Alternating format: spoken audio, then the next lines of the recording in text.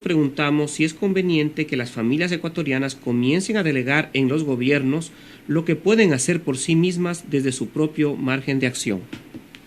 Algunas comunidades religiosas han sido seducidas por la idea de que políticos supuestamente bondadosos sean capaces de proveer ciertos derechos como salud, educación y seguridad social, siempre y cuando manifiesten respeto por sus creencias. En ese sentido, me gustaría plantearles: ¿consideran ustedes que el estado de bienestar es un mecanismo donde se debilitan los valores de la familia como institución? Sí, bueno, definitivamente el estado de bienestar es una idea que se toma del manifiesto comunista de Marx, y de hecho en ese mismo manifiesto ya Marx comenta una preocupación grande sobre la estructura familiar.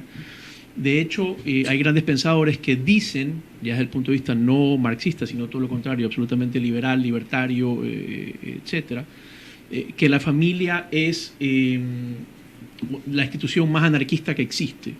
¿Qué significa más anarquista? Que no, digamos, que se forma no por la intervención de un Estado, de una política, sino por las relaciones voluntarias. Las relaciones voluntarias entre, digamos, padre o madre o pareja, ¿sí? Entonces ya Marx tenía una preocupación de el crecimiento paralelo y fuerte del capitalismo y de la familia, ¿sí?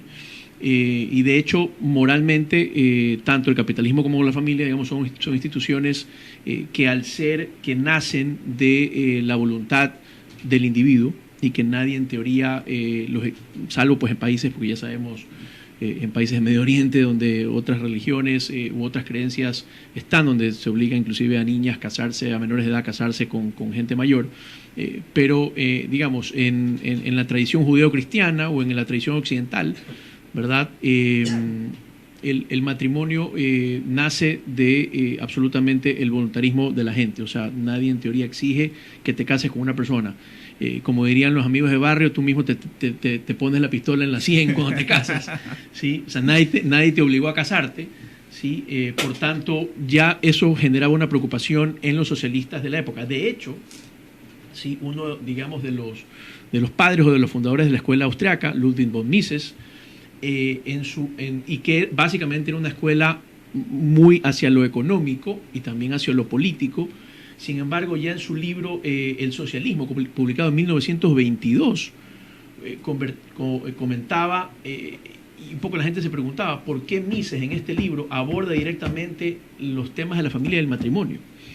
Y definitivamente el socialismo, a través del estado de bienestar, lo que trata es de meterse en los hogares, ¿verdad? Tratar de romperlos, obviamente con la idea contraria, más bien a través de, obviamente, de la emancipación femenina, etcétera. Hay unas teorías interesantes, porque efectivamente la industrialización hizo que la mecanización de los procesos hagan que la mujer, que tiene una contextura física obviamente un poco más débil que la del hombre, pueda acceder también a trabajos manuales, ¿verdad?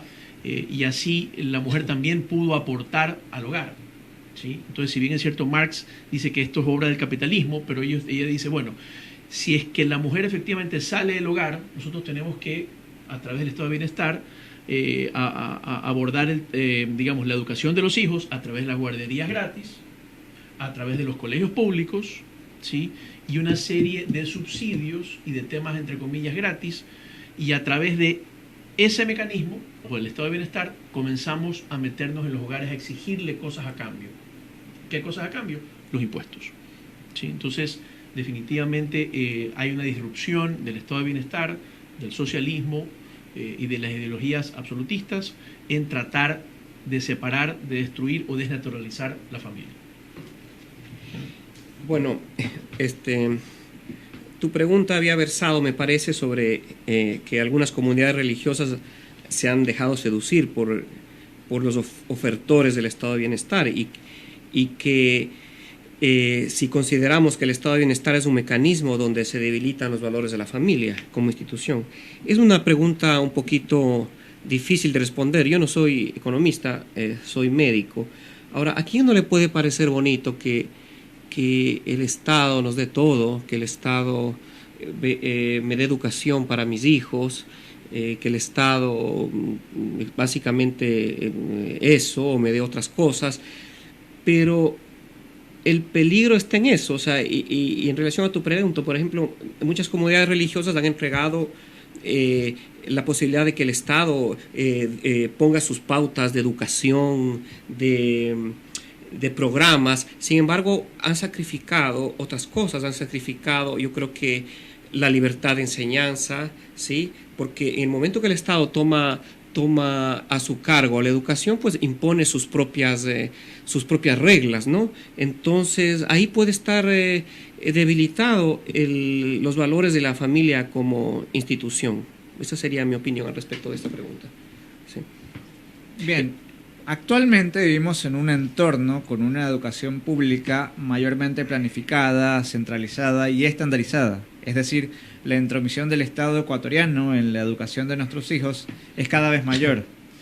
En este contexto, ¿cuál sería la ruta para que las familias recuperen su derecho a elegir la educación que crean conveniente para sus hijos? Y aquí, por favor, abrimos el debate. Sí. Bueno, primero yo estuve investigando cierta información de la poca que existe. O sea, aparentemente hay muchísima información en el Internet, pero está muy, dispersa, no está tan clara sobre los presupuestos del Ministerio de Educación y la cantidad de chicos que están, siendo, entre comillas, beneficiados por la educación pública. El presupuesto de educación para el 2018, básicamente para colegios, jardines de infantes y escuelas, es más o menos 3.800 millones de dólares para el 2018. Y existen, yo tuve que hacer una proyección más o menos de un crecimiento vegetativo de los chicos que entran al colegio, más o menos 3.2, 3.3 millones de chicos que van a los colegios públicos. ¿Eso qué quiere decir? Que en resumen el Estado gasta por chico $1.100 a $1.200 al año. Si uno divide eso para 10 meses, estamos hablando, o 12 meses, estamos hablando entre 100 y 120 dólares al año por chico. Mensuales. Mensuales, de 100 a 120 dólares mensuales por chico. Yo conozco colegios, por ejemplo, aquí en la provincia del Guayas, específicamente en Durán, de 700 niños que tienen una pensión entre 70 y 100 dólares mensuales y padres contentos de ir a dejarlos allá. ¿Ok? Entonces, esa falacia, ¿verdad?, de que efectivamente la gente más pobre no puede acceder a servicios de educación adecuados, de alguna manera podemos llegar a un término medio a través de lo que llamamos los vouchers escolares, o lo que en Estados Unidos también está de moda, que son las escuelas o colegios charters. ¿Qué significa escuelas o colegios charters?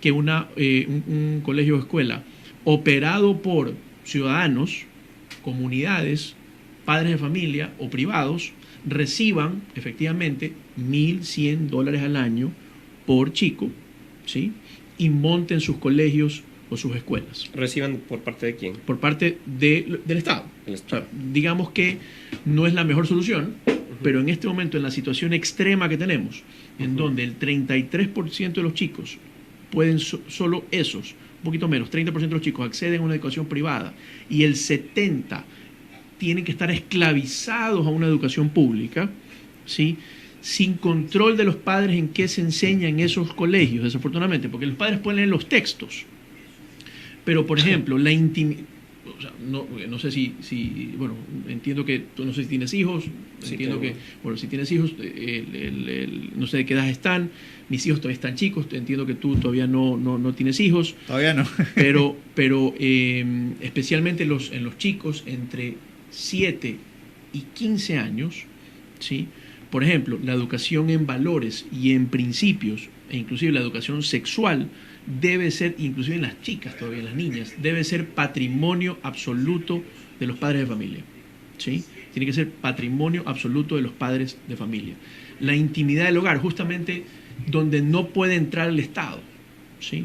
En esa intimidad del hogar, donde esa intimidad, si bien es cierto, yo he leído también pues algo de Ayn Rand, y Ayn Rand dice,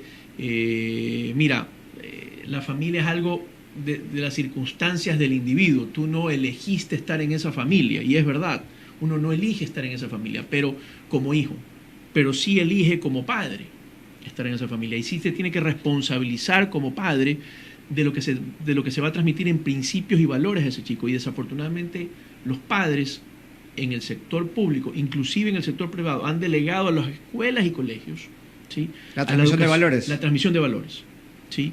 Y eso, en teoría, no es lo ideal, ¿verdad? Porque quien que conoce a su hijo conoce los defectos y las virtudes de su hijo y lo que le hace falta. Entonces, esa delegación al Estado de la educación más íntima de los hijos, como por ejemplo la educación sexual, no puede ser patrimonio más allá de los padres. Bueno, está bien, suena bastante bien de que el Estado subsidie la educación de un grupo que se pongan de acuerdo, pero tal vez el Estado va a seguir poniendo, si está poniendo el dinero, va a seguir poniendo las pautas de educación. Yo les doy los $1,100 anuales, pero se educa de tal manera. Entonces ahí le veo un defecto, ¿no? Tal vez bueno, yo soy, ante nada, tú preguntabas hace un momento, yo soy padre de familia, tengo 3 hijas que felizmente ya acabaron su educación inclusive superior, ¿sí? Tuve la suerte de educarlas en un colegio particular, mediano, en los cuales en esa época todavía no se imponían los programas actuales del Ministerio del Estado. Tal vez una solución sería ir sectorizando la educación, es decir, que ya no sea el Estado el que se ocupe y ponga las pautas de toda la educación de todo el país, sino los municipios, las parroquias, de acuerdo al entorno, que tengan su presupuesto también, o sea, como tú dices, de algún modo tienen que solventarse, por lo menos en esta época, ¿no? Pero que sean las pequeñas comunidades, en eso estoy de acuerdo contigo, que pongan sus, de acuerdo a cierto nivel internacional, pero que pongan sus bases, su manera como quieren que se eduquen sus hijos, sin perder los valores de la familia, como quieren que se eduquen. Si yo quiero que reciban educación religiosa, pues que tengan la oportunidad de estar en un colegio religioso, y que la educación sexual pues sea parte también de los valores de la familia, ¿no? Pero también hay que ver también que ciertos padres de familia no le dan jamás educación sexual a los hijos, así que tienen que empezar a aprender ellos a saber cómo educar de acuerdo a los valores, ¿no? Así es. José, ¿cuál sería la hoja de ruta para que las familias recuperen su derecho a elegir la educación que crean conveniente para sus hijos? Bueno, primero que nada, muy buenas tardes. Estamos en su programa La Píldora Roja y el tema para mí pasa por 2 cosas, ¿no? Cuando tú estás hablando de educación, estás hablando de un cierto contenido digámoslo así, valórico, que se transmite por medio de la educación, y a su vez de cierto contenido académico de conocimientos que se transmite a través del mismo sistema. Este contenido valórico y este contenido en sí, lo que se supone es que el conocimiento es transmitido de cierta manera. Entonces, ¿qué es lo que pasa? Nosotros necesitamos una sociedad libre en la que el contenido valórico y el contenido académico pues pueda ser distribuido de acuerdo a las necesidades, a los requerimientos y a las formas de pensar y de ver el mundo de todo el mundo. Como todos somos diversos, como todos somos distintos, como los seres humanos tienen diversas manifestaciones, habrán quienes, como decía Juan Carlos hace un momento, quieran que en ese contenido valórico haya elementos religiosos. Habrán quienes dirán, no, yo no quiero ningún contenido religioso dentro de la educación de mis hijos. Otros dirán, bueno, pues yo quiero que tengan esta perspectiva de género, y otro dirá, pues yo la verdad no lo deseo, o en todo caso yo entiendo que el mundo es así, pero considero que no es el momento de hablarle de esos temas a mis hijos. De la misma manera, y esto es una cosa con la que yo lidio como padre, yo tengo un hijo, se llama Gabrielito, y mi hijo Gabrielito tiene 8 años. Y la verdad es que yo a Gabrielito no quiero abordarlo con estos temas en este momento. Encontraré su momento para hablar de cómo llegan los niños a la sociedad, de por qué razón, y del entramado en medio de todo eso, ¿no? Y yo considero que cada uno tiene que buscar la forma y tiene que hacerlo de acuerdo a como considera adecuado. Pero eso implica una sociedad diversa, eso implica como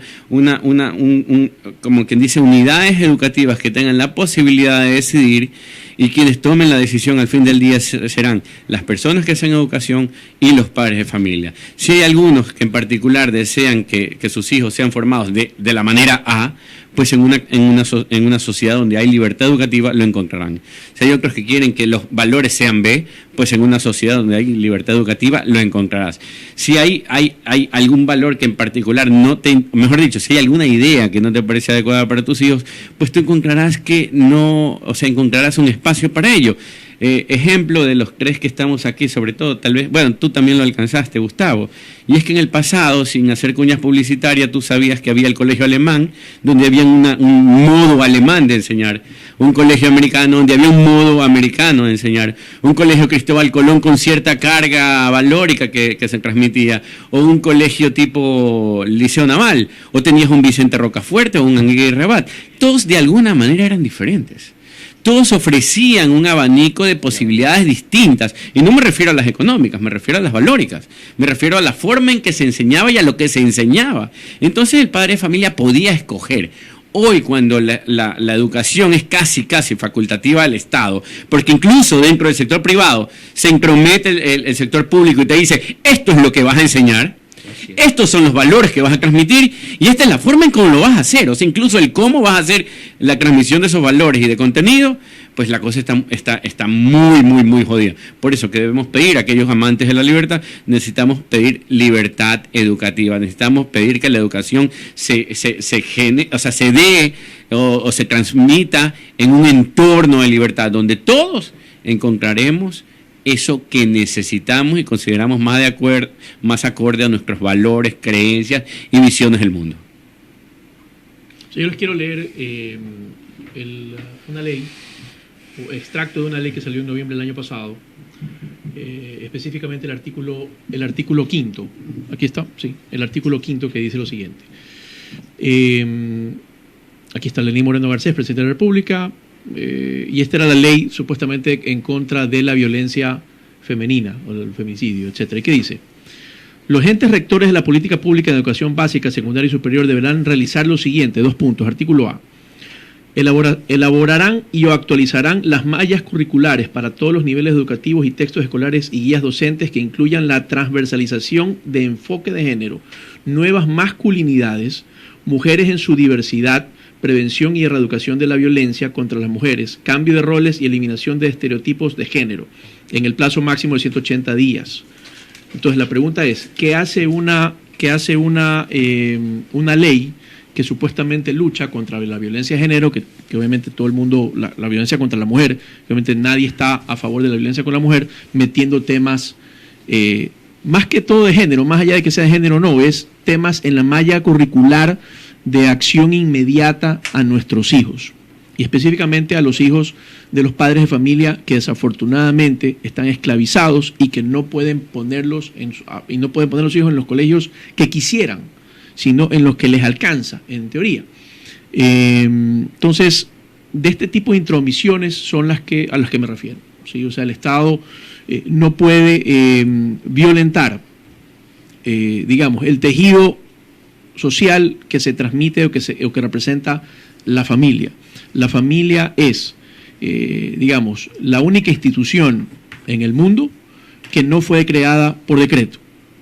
¿Sí? Surgió de manera espontánea. Surgió de manera espontánea, libre y voluntaria. Y por eso, de hecho, hay tantas, digamos, tantos artículos que les sugiero que se vean en el Internet, y específicamente el Instituto Mises, que defienden a ultranza a la familia, ¿sí? Como digamos, esta institución anárquica, que en teoría no permitiría o no debería permitir, ¿verdad?, la intromisión del Estado en su tejido. Habla. Pero, ¿hasta dónde debe llegar esa libertad de educación? Me pregunto yo. Por ejemplo, me voy a casos de extremos. Si tú decides de que Gabrielito se llama tu hijo, ¿no? Sí. Tú dices que todavía Gabrielito no quieres hablarle de educación sexual. ¿Y qué pasa si tú, por alguna cosa, o X persona deciden no hablarle nunca a Gabrielito de educación sexual? O que nunca se entere de algo de aprender a respetar este asunto de la ideología de género y todo eso. O sea, ¿hasta dónde debe llegar la libertad? Porque se pueden crear distorsiones también. O sea, de repente, como esas sectas, ¿no? Esas sectas americanas que claro, están en su libertad, ¿no? Crían a sus hijos a su modo, pero sí. ¿Hasta dónde debe llegar esto? Es una pregunta difícil. Okay. Es decir, no quiero que aprendan matemáticas, no me parece. Entonces, nunca va a aprender matemáticas. Ajá. En algún momento esa libertad, o sea, también debe tener un límite. El tema de nuestras ideas y cómo confrontan estas con la realidad es sumamente interesante, ¿no? Porque la verdad es que así como a Gabrielito en su momento le llegará la revelación, digamos, la conversación, a Joselito cuando era pequeño también las cosas llegaron. O sea, honestamente, mientras vivamos en sociedad la información va a fluir, pero hay que ver la forma en que nosotros queremos abordar esa información. Tarde o temprano nadie se encuentra descontextualizado, nadie vive al margen de la sociedad, vamos encontrando la forma. ¿Qué quiero decir yo? A ver, temas más, temas menos. Uno, Omar decía, la familia es una institución espontánea, así como esas hay otras, ya. Las instituciones son las formas en las que abordamos determinados problemas. En este caso, la familia es una institución natural, surge de manera natural, sin necesidad de designio, disposición, mandato o fuerza gubernamental o legislativa. Pero el Estado se ha metido en eso. Y se ha metido en eso, pero las instituciones dentro de una sociedad lo que hacen es coordinar ya diversos aspectos de la coexistencia. En este sentido, ¿qué es lo que hace la familia como institución natural? Proveer de ciertos valores, de cierta formación, de ciertas ideas, de ciertos cuidados a los hijos, y de hecho luego los hijos, como ha sucedido a lo largo de la historia, se encargan a su vez de proveer el servicio de cuidado y digámoslo así, de otras cosas a sus padres cuando estos son mayores. Eso ha sucedido a lo largo de la historia. El problema con el enfoque de género, ya, es que tú no tienes que promover que no haya violencia contra personas de género distinto. Tú lo que tienes que promover es que haya respeto hacia la persona, no importa si es niño, no importa si es anciano, no importa si tiene una orientación sexual X o Y, no importa si es negro, no importa si es religioso, si no es religioso, si es discapacitado o si es lo que sea. Tú lo que tienes, o sea, lo que debe haber en la educación es una cosa que te diga, mira, mientras tú tengas al prójimo a tu lado, él merece respeto. Y no lo puedes ni matar, no le puedes quitar lo que es suyo y no le puedes quitar lo que es su libertad. Y esos derechos son propios de toda persona. No necesitas decir, y las mujeres merecen respeto, y los niños merecen respeto, y los ancianos merecen respeto, y los discapacitados merecen respeto, y las personas pobres merecen respeto, y los afroamericanos merecen respeto, y los campesinos merecen respeto, porque nos pasaríamos toda la hora de clase hablando de todas las diversas manifestaciones del ser humano, cuando lo único que tenemos que hacer es decirle a nuestros hijos y a la gente que se están formando es: todo ser humano merece respeto, tiene que ser tratado de una manera adecuada, no tienes por qué portarte mal con él o con ella o con lo que fuese por su orientación sexual, por el color de su piel, por la edad que tenga, por la capacidad o discapacidad que posea o por la condición económica. Pero José, lo recuerda que han existido las minorías y las minorías han estado en desventaja, y no es malo insistir en que, porque está excelente, es verdad, hay que enseñarle al niño que todo el mundo se merece respeto a todo nivel, pero existen las minorías, por eso hay todas estas conquistas de los afroamericanos, de la diversidad sexual, de esa cosa, porque efectivamente han estado en desventaja. Entonces, un recuerdo... ¿De qué? Ha habido discrimen, un recuerdo tal vez en educación de un respeto a las minorías no estaría mal, ¿no? Mira, de nuevo, el detalle es que yo podría decir, por ejemplo, ojo, yo estudié Escuela Austríaca de Economía, hice un máster en Madrid y la verdad es que estamos en amplia minoría frente a las demás escuelas económicas existentes. Ergo, necesito que se incluya en los planes académicos esta materia como cuota por respeto a la minoría claro, por ejemplo, la acción afirmativa o la affirmative action que está obviamente en boga en los Estados Unidos, también ya comenzó aquí. Sí, yo sé. Sí, entonces, si yo sacaba en uno de los puntajes de esto de participación ciudadana, en uno para ser juez, etcétera, mejor o igual puntaje que alguien que es una minoría, él por ser minoría tenía más puntaje que yo. Eso me parece muy exagerado. Bueno, entonces por eso, entonces la pregunta es, ok, estamos de acuerdo, la pregunta es, ¿cómo llegamos a este acuerdo? Para mí el acuerdo, por eso es que la familia es la base de la sociedad. Sí. Si tú a tu hijo, ¿verdad?, le enseñas tolerancia, le enseñas respeto por el individuo, respeto a sus creencias y obviamente lo que entiendo esta mesa, todos estamos de acuerdo, la suma de virtudes de la familia A, la familia B, la familia C, la familia D, en teoría generan una sociedad más virtuosa. ¿Sí? Totalmente. Uno dice, bueno, efectivamente, pero esto es suena como sueños de perro. Pero por algo tenemos que comenzar, pues. Mira, y de hecho lo que señalas, Omar, es sumamente importante, porque suponiendo que existe un problema, que lo puede haber, el tema es quién va a abordar su solución. ¿Vamos a descansar en las manos del Estado la solución de este aparente problema o vamos a dejarlo en manos de la familia o de la sociedad civil? Y la respuesta es, no se le puede poner más carga al Estado porque, de hecho, está haciendo mucho y lo hace mal.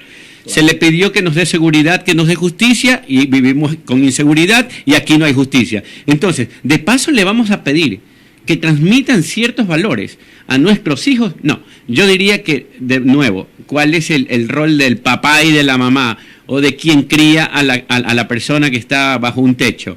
Es el de transmitirle determinados valores, darle el ejemplo, formarlo y hacer de este ser humano alguien que cambia el mundo para bien.